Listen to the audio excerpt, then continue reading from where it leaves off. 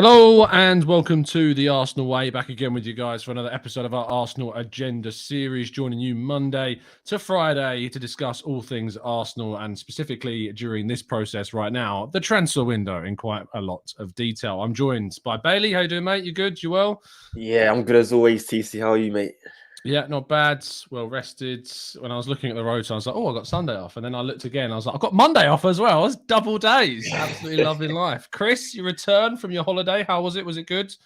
Yeah, it was good, thank you, mate. Yeah, chilled week off. I thought initially I was going to miss a lot of things on the Arsenal front, but in typical Arsenal fashion, we drag things on, make the fans wait. Obviously first day back yesterday, and we announced Jesus. So yeah, exciting day yesterday, and I would like to think we're not done there.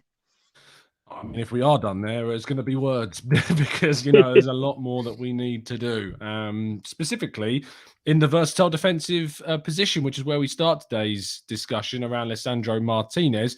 This is the story that just keeps on ticking over. The Athletic reported that a meeting would take place between Arsenal and Ajax this week. On the Man United side of things, I mean, from the way that Man United content creators are talking about it, it's almost like they think it's done at this stage, which it certainly isn't. The situation remains open. Both Man United and Arsenal are willing to offer a certain figure that has, for the latest report, seemingly matched each other at around 45 million euros. Ajax will continue, I think, to hold out for 50 million. They have no reason to not hold out for that amount of money, and it's just going to be a case of waiting to see who pays it. I'm sure as soon as one pays it, probably the other will match it, and then it'll be a case of Martinez choosing the situation. So, Bailey, with where we sit here and now, how do you see this one playing out? I'm not confident. I'm not going to lie to you simply because they have Erik ten Hag. They have the advantage point. They have a previous manager of Lisandro Martinez. We saw how it worked with Arsenal signing Gabriel Jesus. When Gabriel Jesus mentioned how important it was to have Arteta in the deal and he believes in the project. And I'm sure Erik ten Hag has done exactly the same with Lisandro Martinez, or can do exactly the same with Lisandro Martinez. I think that's why it does worry me. The fact that Arsenal haven't also, they were the club to initially show interest first, and I would have liked us to just fought and got the door over the line. But at the moment, if reports are to be believed, then United are the front runners, and I think it's clear. It's clear to see why, because they have Erik ten Hag, of course. They're building. Erik ten Hag's probably sold a project where similar to Ajax, and if Lisandro Martinez is coming from a different league, it might be easier for him to adapt if he knows certain old faces. Of course, it's easier for South American players. When me and Umar done our show with Roy Neymar, the Argentina national team journalist, he did say South American players seem to struggle when they come to England because when they go into a team, they haven't got regular faces they used to have. They haven't got people they can usually communicate with. And now I know Arsenal have the South American contingent that they're creating, but it's much different when you're with an old manager who knows your game inside and out. And that is the reason why it does worry me. So I'd say I see why Manchester United are the front runners, and I see why the content creators are bigging United up to signing, because I also believe that also, unfortunately. Yeah, absolutely. Ten Hag is obviously going to be a huge part of that. I don't know what it was. I saw some weird rumors flying about that maybe their relationship wasn't amazing, but I don't know how real they are. Chris, obviously, Arsenal has said that Arteta's ideas have been really appealing to Martinez, and he likes kind of what Arsenal have got for him. We also see him more as a left back, supposedly, than a centre back, whereas Man United are looking him to play more as a centre back, in which he would have to compete with, Maguire, Rafa Varane, Lindelof, the players that are already there. Whereas at Arsenal, of course, you're competing with Tierney and Gabriel Magalhaes for those two positions in defence. Where do you kind of see this one playing at the moment? Well, I mean, I can see where Bailey's coming from with the Erik ten Hag, side of things. Obviously, that will play a role in some form. In both of them know each other well. They've worked together before. And as Bailey also mentioned, it's a sort of similar scenario with Arteta and Jesus. And Arteta, again, it was a big pull in negotiations to bring Jesus to Arsenal. But at the same time, okay, this might come across as being a bit biased. I'm an Arsenal fan, but genuinely, if I'm looking at sort of where both clubs are at, the projects, the stability, the ideas, and the overall transfer business done so far, then I'm probably, as the player, leaning more towards Arsenal because of all of those factors. I think we're much more stable as a club at the moment. We've got a clear idea in terms of the project and the way we want to go, the vision. Transfer business so far has been impressive, and we aren't done just yet. Obviously, I mean, like United, we're both obviously in the Europa League. So I mean, no matter which team you pick, that side of things doesn't really matter. And I think it's encouraging the fact that okay, we've spoken about briefly the relationship between Martinez and Erik ten Hag, but as you rightly mentioned there, TC, the reports have also mentioned the fact that Lisandro likes the ideas Mikel Arteta has and his style of play, his ideas for the squad, and even him as a player. And then, as Bailey said, you've got that sort of South American group of players already at the club that can help Martinez along the way as well. So, I mean, look, well, it seems as if nothing's close at the minute. Still a lot can happen. I mean, you think and look back at the links between Arsenal and Raphinha. 1 minute Arsenal are favourites, the next they're not, and obviously reading what's out there at the moment, it seems United are maybe just ahead, but things can change very quickly. We've already seen that happen in this window. And yeah, I mean, it seems the player is ultimately just wanting to join the Premier League. Yeah, at the end of the day, I think he'd be happy if he joins Arsenal. He'd be happy if he joins United. But again, I know this can come across as if I'm being biased as an Arsenal fan. I get that. But genuinely, if I'm just looking at both clubs at the minute and the way that they are heading and the business done so far, then I think Lisandro should be leaning more towards Arsenal. And of course, as you also mentioned there, TC, due to the positions and the sort of competition, the different sort of terms of competition that United have got. You mentioned quite a few names there, whereas obviously Lisandro would be competing with just a couple at Arsenal. And of course, he'd also have the opportunity to play in that defensive midfield role every so often as well. So yeah, it's clear to me who he should be picking, but we'll have to wait and see, of course. Yeah, absolutely. And we're not biased in any way, shape or form, of course. So when it comes down to Martinez, I think it's going to be one that's going to, this could drag a bit. I think that Ajax will eventually get the money they want, probably from both clubs, and then he'll have to choose. I hope that this is an example of one of those times where we see Arsenal able to convince a player to choose one over the other. Maybe Ronaldo's situation at United shows a little bit the unrest. Might be worth reading up on Alexis Sanchez's comments from his first training session at United, where he wanted to come back to Arsenal immediately. There's lots of things. And, Arsenal Twitter and Instagram, you got to do your thing. Keep, pounding the Martinez Instagram page with "Come to Arsenal." You got to put the work in. We know that it works. We know that it has an impact. So, you guys do what you guys do best.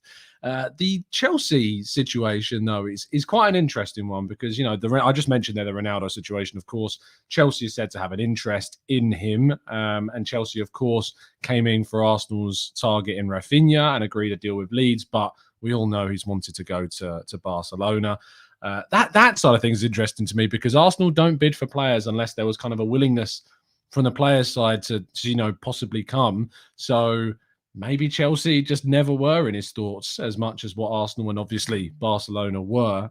So that's going to be an intriguing one. But it seems like since Todd Boehly's come in, Bailey, that Chelsea's measured, planned approach to transfer windows, where they pulled off some surprises like Timo Werner and Havertz, etc., and N'Golo Kante, of course. These were deals that weren't really being talked about with Chelsea, and then they managed to pull them out the bag and surprise everybody.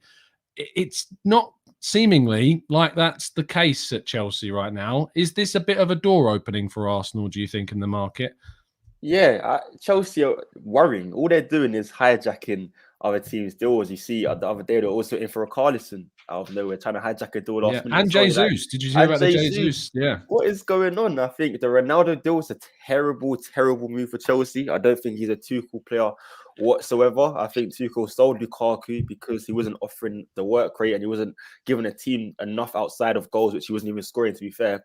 And Ronaldo do exactly the same thing. And I've already seen reports that Tuchel has doubts about Ronaldo's influence among the team. So Todd Boehly still goes out and signs Ronaldo, then that's already creating a drift between the owner and the manager. So that is worrying. And I've been saying this now for the last couple of weeks. It's almost like Todd Bowley is following the Manchester United structure under the Glazers, where they signed for marketing purposes rather than to actually improve their team. And that's the direction they're going down by being linked to players like Cristiano Ronaldo, Neymar, for example. When they read it, the signings really don't make sense when you look at the ins and outs of it. And it is a great chance for Arsenal because we are fighting to get back in the Champions League.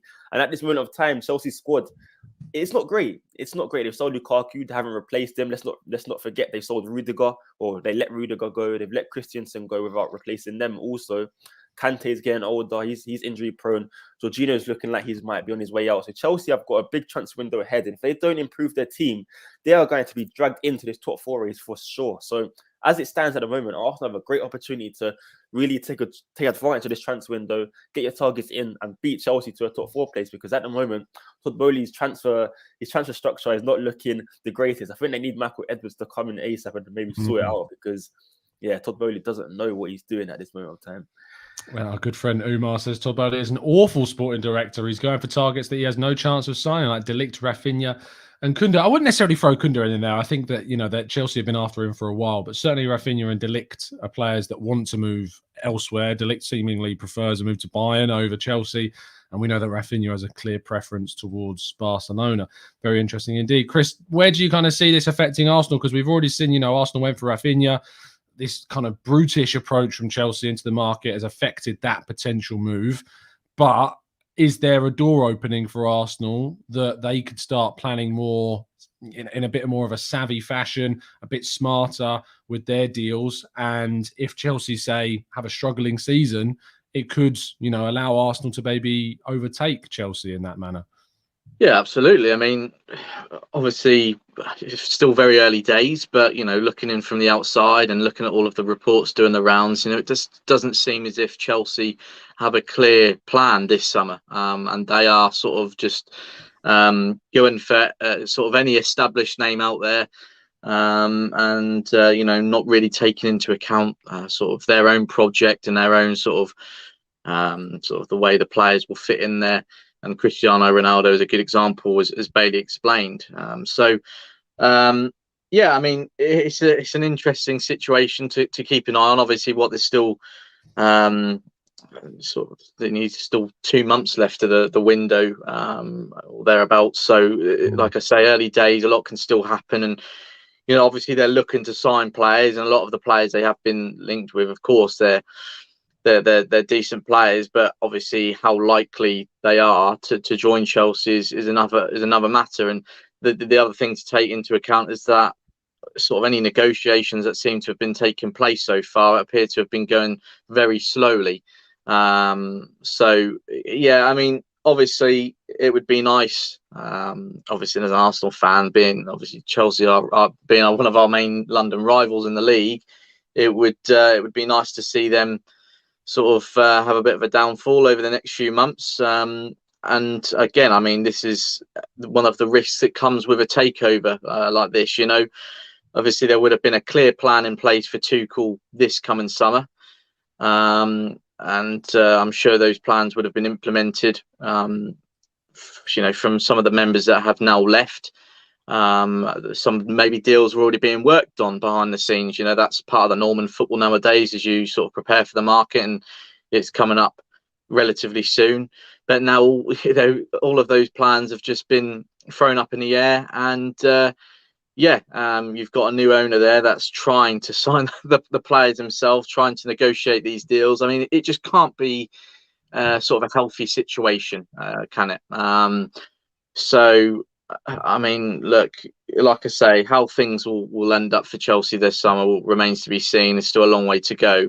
But the early signs, from a Chelsea fan, aren't that encouraging, I don't think. Of course, okay, you could look at it from one side and say, yeah, but at least he's trying. He's clearly looking to aim high and sign these top players. But, to do it all by himself and to take a lot of these responsibilities on, it's not going to be easy, and sometimes that can go against you. So, it doesn't seem as if there's a clear plan in place for Chelsea. And of course, later down the line, TC, as you say, that could benefit Arsenal hugely. But one to keep an eye on for now, and we'll have to see how successful they actually end up being.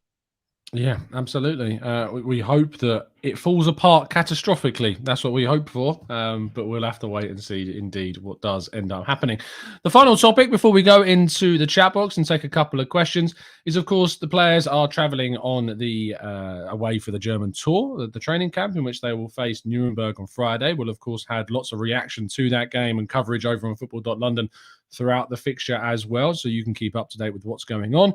The question is who do you think will shine the most on this short trip out there and in the game against the German side, Bailey? I'm going to go with Reiss Nelson because I think this is a big summer for him. I think this could literally define his Arsenal career potentially. He could get back into Mikel Arteta's plans with a successful pre-season, or he could be loaned out again and be used as an asset when he eventually does sign a new contract, and then you might find it hard to get back into Arteta's plans. But if he has a successful pre-season, and there's no reason why he can't break into the team. I think there's a chance right now. There's an opportunity. There's a void that needs to be filled with Pepe looking like he's going to be on his way out, and that creates space for Reiss Nelson. I know I prefer Arsenal to strengthen that position, of course, but again, it creates space for Reiss Nelson to potentially snatch a position and really come into Arteta's plans, especially considering that we are playing in the Europa League next season. So there's a chance for Reiss Nelson there to really become an important Arsenal player. Yeah, absolutely. I'm intrigued with what happens with him this summer because there's so many questions about his future. And with Marquinhos coming in, who plays on both the right and left hand sides, similar age bracket, young, how they will compete and work with one another and whether that will force Nelson out, we'll wait and see. But he played quite well, supposedly, against Ipswich the other day. Maybe it will happen again. Chris, who's your pick for the German training camp? Well, agree with Bailey there. Reiss Nelson, great shout. Ended the season very strongly with Feyenoord. And again, he's a player that we know has a lot of potential. He has a lot of quality if his confidence is there. So, yeah, interested to see how he gets on. TC, obviously, you mentioned there, Marquinhos, new arrival this summer. Excited to see how he fits in. Very highly rated in Brazil. Lots of people say, understandably still quite raw at the age of 19, but the potential is there, and he's proven that. So yeah, be good to keep an eye on him. And then just sort of the likes of Charlie Patino, Amari Hutchinson. I think they're both two players that stand out to me anyway from the academy, off the top of my head. Amongst others, we're obviously lucky enough to have a lot of young talent coming through the ranks, but yeah, and obviously we got a bit more of a glimpse of Patino last season. Obviously, scored a goal on his senior debut with the first team in the cup. So that was really good for him. And judging by the pictures, it looks like he's bulked up a little bit. He's done a bit of training in the gym and stuff. So that's encouraging because it will get him all ready for potentially more games this upcoming season. Obviously, as we know, that we'll have plenty more fixtures to put in our schedule and to put in our calendar due to the return to the Europa League. Obviously, 5 substitutions will be permitted as well, so plenty of opportunities for those youngsters this season, and it looks like they're getting ready for it. So yeah, hopefully they all have a positive pre-season. Hopefully they all impress, and obviously it gives Arteta some difficult decisions to make. But look, one thing I will say, I've said it before,